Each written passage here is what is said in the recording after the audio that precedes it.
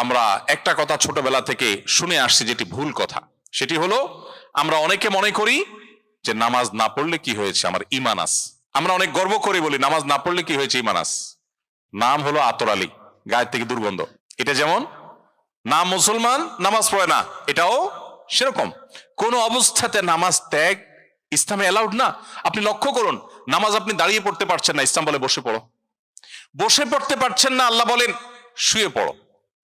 শুয়ে শুয়ে আপনি হাত পা নাড়াতে পারছেন না, ইসলাম আপনাকে নির্দেশ করছে মনে মনে তুমি নামাজ আদায় করো। আপনাকে ওযু করে নামাজ পড়তে হবে, ওযু করতে পারছেন না, ইসলাম বলে তুমি তায়াম্মুম করো।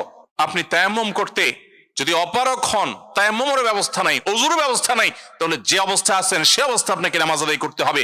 নামাজের জন্য সতর ঢাকা ফরজ, কিন্তু এমন কোন পরিস্থিতি আছেন, আল্লাহ মাফ করুক, আপনার সতর ঢাকার ব্যবস্থা নেই, তাহলে ওই অবস্থায় আপনাকে নামাজ আদায় করতে হবে।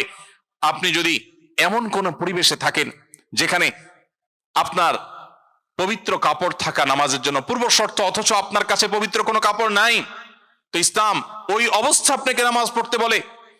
কেবলার দিকে ফিরে নামাজ পড়া ফরজ, কিন্তু কেবলা কোন দিকে আপনি জানেন না, জানার কোনো উপায় নাই, কাউকে জিজ্ঞেস করেও জানার ব্যবস্থা নাই, আপনার কম্পাসেরও সার্ভিস আপনার কাছে নাই, কোনোভাবে কেবলা নিরূপণ আপনি করতে পারছেন না।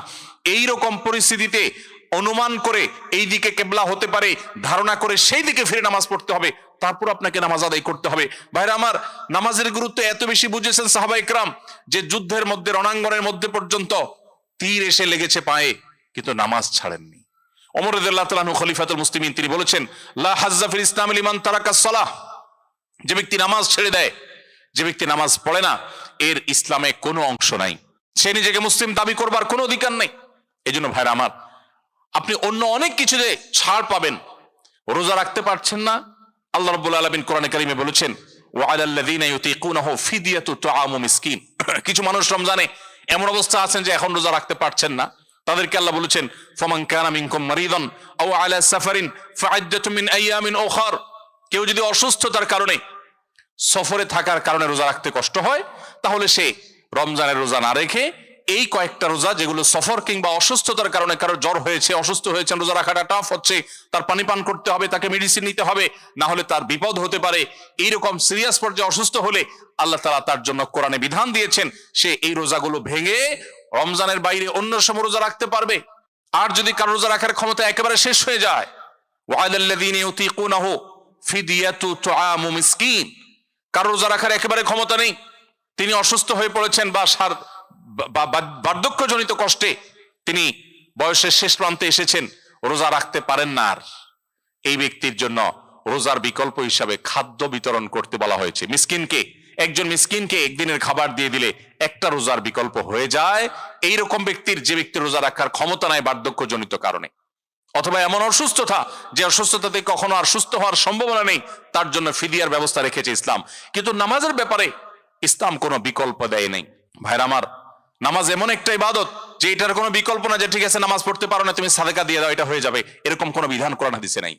অতএব আমরা যদি নিজেদেরকে মুসলমান পরিচয় দিতে চাই, আমাদের ইসলামটাকে আমরা ধারণ করতে চাই, তাহলে আমাদের ৫ ওয়াক্ত নামাজকে সর্বোচ্চ গুরুত্ব দিতে হবে, যেই কোনো পরিস্থিতি আদায় করতে হবে।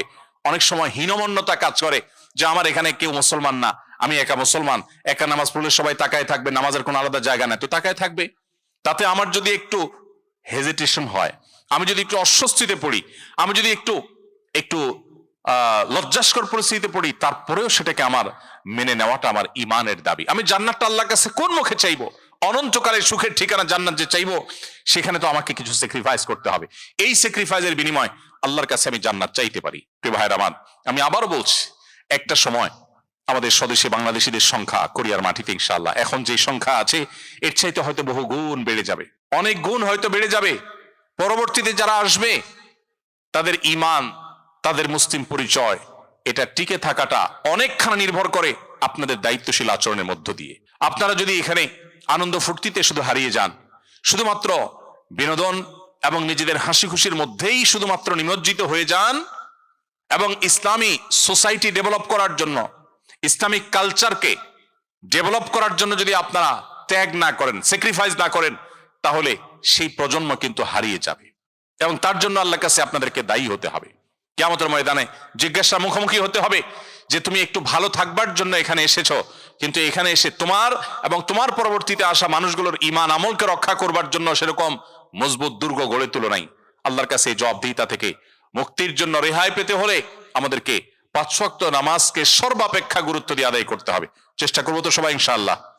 কোনো অজুহাতে কোনো কারণে কোনো ওজরে আপনি নামাজ ত্যাগ করতে পারেন না। আল্লাহ রাব্বুল আলামিন আমাদেরকে 5 ওয়াক্ত সালাতকে এরকম গুরুত্বের সাথে আদায় করার তৌফিক দান করুন। সম্মানিত ভাইরা, 4 নম্বর, এরকম মাল্টিকালচারাল সোসাইটিতে নিজেদের ঈমান আমলকে রক্ষা করবার জন্য নিয়মিত কোরআনে কারীমের সংস্পর্শে থাকা এবং সেই সাথে সকাল সন্ধ্যায় নবী করিম সাল্লাল্লাহু আলাইহি ওয়াসাল্লামের যে জিকিরগুলো আছে সেগুলোকে আদায় করা, এটার কোনো বিকল্প নেই। আমরা জানি যেখানে অনেক বেশি কুফরি হয়, অনেক বেশি শিরক হয়, আল্লাহর প্রতি ঈমানের চর্চাটা কম হয়, যে জায়গায় অনেক বেশি ইবাদত বন্দেগী হয় না, বেশিরভাগ মানুষ যেখানে আল্লাহর অস্তিত্বকে অস্বীকার করে কিংবা আল্লাহর সঙ্গে শিরকে লিপ্ত, এরকম পরিবেশে, এরকম সোসাইটিতে, এরকম জায়গায় মানুষ স্পিরিচুয়ালি দুর্বল হয়ে পড়ে, আধ্যাত্মিকভাবে দুর্বল হয়ে পড়ে, নিজের অজান্তে তার ঈমান আস্তে আস্তে দুর্বল হয় এবং উইক হয়ে পড়ে। সেই দুর্বলতা কাটাবার জন্য এই 4 নম্বর অপশনে আমরা 2টি পরামর্শ দিচ্ছি। নাম্বার 1, কোরআনে কারীম নিয়মিত তেলাওয়াত করা।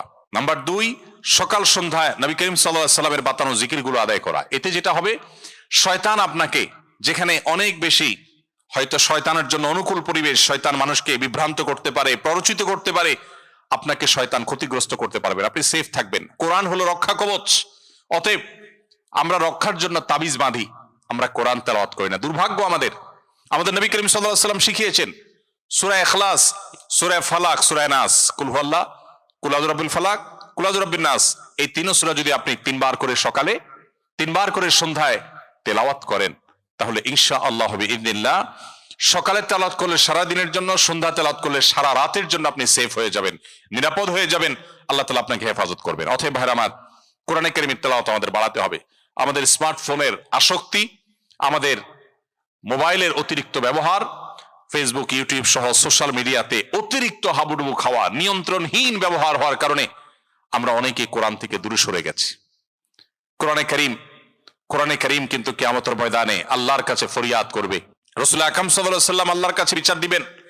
ওয়াকাল রাসূল ইয়া রাব্বি ইন্না কওমি ইত্তাখাযু হাযাল কুরআনা মাহজুরা।